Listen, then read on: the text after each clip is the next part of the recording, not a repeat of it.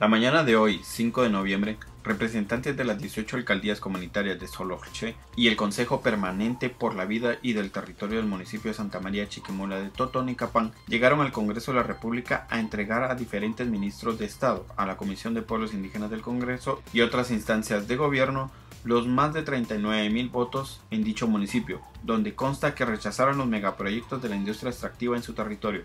En comunicado de prensa expresan: manifestamos que nos hemos constituido junto a otras organizaciones comunitarias en el Consejo Permanente por la Defensa de la Vida y del Territorio de Santa María de Chiquimula, que estamos conscientes y convencidos de la problemática social que provocan las actividades extractivas y la imposición de megaproyectos que el gobierno, junto a empresas de capital nacional y transnacional, pretenden imponer en nuestros territorios, proyectos que lejos de traer el desarrollo de nuestras comunidades solo provocan la explotación de los medios de vida, la división de los pueblos y agudizan la desigualdad económica y social en el país. Ahí están las comunidades, los participantes en cada una de las comunidades. En Xecajá, en Xecachelaj, 1.747 participantes. En Chebé, 1.557. En Xesaná, 5.630. En Rancho, 4.472. En Chuyá, 1.314. En Pacham, 2.740. Racaná, 2.129. Xecajá, 1.389. Casablanca, 1918, Chuachituc 772, Chuisihuán 1469, Centro Población 3677, Chuacorral 3 778, Chuacorral 2 1980, Chuacorral 1 3127. Los que dijeron no para que se lleven nuestros bosques, ríos, para que no nos contaminen, 40.401.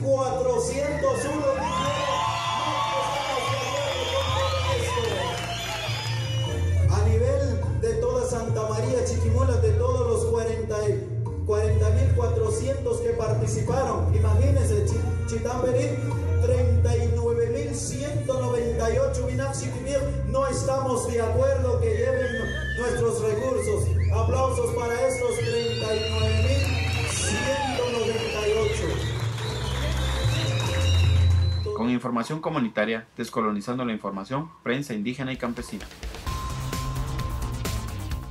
A 4 años de haberse realizado la consulta comunitaria de buena fe en el municipio de Uspantán, departamento de El Quiché, el Consejo de Pueblos en Resistencia y Defensa del Territorio celebraron esta fecha histórica para este municipio y manifestan en comunicado a prensa: exponemos que las autoridades municipales y nacionales no han respetado la decisión de más de 25.000 hombres y mujeres de diferentes edades pertenecientes a más de 105 comunidades de Uspantán, quienes el 29 de octubre del 2010 manifestaron su rechazo rotundo a los megaproyectos hidroeléctrica y minería, que atentan contra la vida y violan los derechos individuales y colectivos de las familias y las comunidades. Nosotras y nosotros, miembros del Consejo de Pueblos de Resistencia en Defensa del Territorio de Uspantán Quiché, reiteramos nuestra firme convicción en defender nuestra madre tierra y territorio. Animamos y exhortamos a las mujeres, hombres, juventudes y niñez para continuar a organizar y defender nuestra tierra y territorios, los bosques, el agua, el aire, las montañas, los ríos.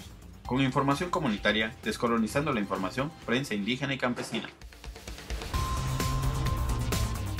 El pasado 31 de octubre, el presidente de la República de Guatemala, Otto Pérez Molina, informó por los medios de comunicación dejar sin efecto la prórroga al estado de prevención en el municipio de San Juan Zacatepeques, el cual fue publicado el 3 de noviembre en el Diario de Centroamérica con el decreto gubernativo 11/2014. Dicho estado de prevención se declaró desde el 21 de septiembre bajo el decreto gubernativo 6/2014, el cual fue prorrogado en 2 ocasiones y en esencia ejecutado en las comunidades del Pilar 1 y 2, Santa Fe Ocaña y Los Pajoques de dicho municipio, durante el cual se cometieron una serie de violaciones de derechos humanos por parte de las fuerzas de seguridad estatal como el Ejército y la Policía Nacional Civil. Este gobierno ha mantenido a lo largo de su gestión una actitud represiva y de terror que criminalizan la denuncia social, así como la legítima defensa de la tierra y el territorio de las comunidades. Cabe mencionar los actos de represión estatal que ha cometido este gobierno, como lo fue el estado de sitio en Santa Cruz Barías y la masacre de 8 hermanos totonicapenses, el estado de sitio en los municipios de Mataquescuintla del departamento de Jalapa y los municipios de Casillas, y San Rafael Las Flores del departamento de Santa Rosa, los desalojos violentos en San José del Golfo y en las comunidades de Montolivo en Alta Verapaz, sumándose ahora el reciente revocado estado de prevención en las comunidades de San Juan Zacatepeques. Aunque hayan suspendido el estado de prevención, el gobierno informó que permanecerán en las comunidades 400 agentes de la Policía Nacional Civil y 300 efectivos del Ejército. Con información comunitaria, descolonizando la información, prensa indígena y campesina.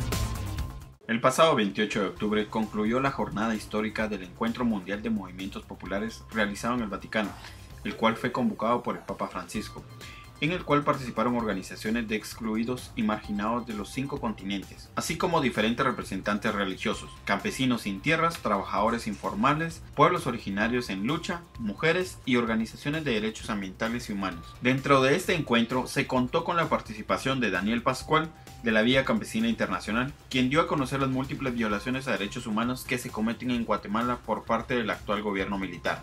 Dentro de varios mensajes que el Papa Francisco dio, se rescata los siguientes: escuchar la voz de los pobres, porque los pobres no se conforman con padecer las injusticias, sino que luchan contra ellas. Asimismo, ha afirmado el Papa, la solidaridad es una forma de hacer historia, y por eso se une al pedido de los pobres que reclaman tierra, techo y trabajo, y ha añadido, cuando pido para los necesitados tierra, techo y trabajo, algunos me acusan de que el Papa es comunista. No entienden que la solidaridad con los pobres es la base misma de los evangelios. Con información de pensamiento contracorriente, descolonizando la información, prensa indígena y campesina. El pasado martes 28 de octubre, organizaciones defensoras de derechos humanos realizaron una denuncia sobre la actual militarización en Guatemala. Dicha denuncia se realizó durante la sesión número 153 ante la Comisión Internacional de Derechos Humanos. Claudia Samayo, de la Unidad de Defensores de Derechos Humanos de Guatemala, UDEFEGUA, comentó sobre los aspectos contextuales sobre la militarización en Guatemala. Es importante iniciar recordando que desde hace 15 años Guatemala se encuentra en los primeros lugares de violencia homicida en el continente, con tasas que no han bajado de 30 homicidios por cada 100.000 habitantes. Así, de un índice de 30.9 en el 2002, se alcanzó un punto récord en el 2009 de 46.5, volviendo a disminuir a 41.6 en el 2010, a 38.6 en el 2011, aumentando a 39.9 en el 2012. Cabe destacar que el número de muertes violentas en Guatemala es 5 veces más alto que la tasa mundial, que según los datos de la Oficina de Naciones Unidas contra las Drogas y el Delito, es de 6 por cada 100.000 habitantes. Ahora bien, específicamente, respecto al tema que nos convoca esta audiencia, es importante señalar que la presencia militar en políticas y estructuras de seguridad ciudadana se manifiesta en 2 vías que suelen presentarse conjuntamente y que podemos definir como militarización y militarismo. La militarización se puede entender como la potencialización de las Fuerzas Armadas y su utilización en tareas no tradicionales como el combate al crimen o acciones de seguridad ciudadana, adquiriendo paulatinamente funciones policiales. Diferente al militarismo que se expresa mediante la imposición de valores, perspectivas e ideales militares sobre la sociedad civil, así como por la presencia de militares retirados en funciones de dirección, planificación y operación en estructuras propias de la seguridad ciudadana. Guatemala, de forma paralela y progresiva, ha presenciado la instauración de ambos procesos en su vida política de Estado en los últimos años. En el año 2000, durante el gobierno de Alfonso Portillo, se emitió la Ley de Apoyo a las Fuerzas de Seguridad Civil, la cual consolida legalmente el patrullaje conjunto entre las Fuerzas Armadas y la Policía Nacional Civil, lo que implicó un endurecimiento en las políticas de seguridad ciudadana. Entre los años 2008 y 2012, durante el gobierno de Álvaro Colom, la práctica dominante fue la de utilizar a las Fuerzas Armadas en tareas de seguridad ciudadana. Desde la llegada al poder del general retirado Otto Fernando Pérez Molina en enero del 2012, la lógica de la mano dura pasó de frase de campaña a política de Estado, basándose tanto en el uso de las Fuerzas Armadas para labores de seguridad ciudadana como en la designación de exmilitares en altos puestos de gobierno, principalmente en aquellos dirigidos a la gestión política de seguridad. Así, la presencia militar se ha consolidado como eje mismo de la seguridad ciudadana, evidenciándose, por ejemplo, por el hecho de que en los últimos 3 años un 80% de los efectivos militares nuevos han sido asignados a las unidades de comando de la seguridad ciudadana. Esta política también se ha evidenciado en la ocupación territorial a través del incremento en el número de sedes militares en el territorio nacional. Por ejemplo, en el año 2012 se inauguraron nuevas brigadas militares en los departamentos de Petén e Izabal y se reforzó el destacamento ubicado en el municipio de San Juan Zacatepeques. La política de militarización antes descrita ha conllevado un proceso de debilitamiento de la institucionalidad civil en materia de seguridad. Ejemplo de esto es que el presupuesto del Ministerio de la Defensa para el año 2012, bajo el pretexto del apoyo a la seguridad ciudadana, aumentó en aproximadamente 12 millones de dólares, cantidad equivalente al 0.42 del Producto Interno Bruto. Ello ha tenido como consecuencia un deterioro en las fuerzas policiales civiles, a tal punto que en el 2013 los graduados de policía del primer semestre no recibieron las armas reglamentarias para ejercer el cargo debido a falta de presupuesto. Asimismo, la reforma policial del 2010, que tenía como objetivo fortalecer dicho cuerpo, sigue estancada, lo que ha debilitado la entidad civil frente a la creciente militarización. Por otra parte, militares retirados, muchos de ellos compañeros de promoción o cercanos a las máximas autoridades de gobierno, ostentan puestos de diferentes instituciones.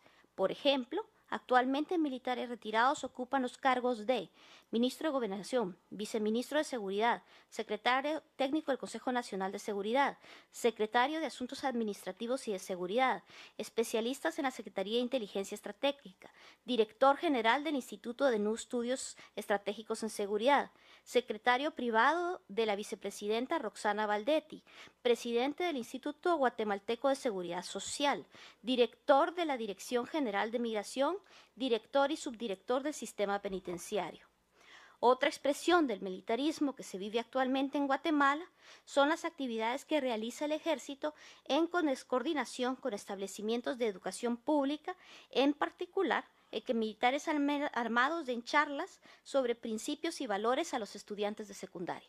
Información comunitaria, descolonizando la información, prensa indígena y campesina.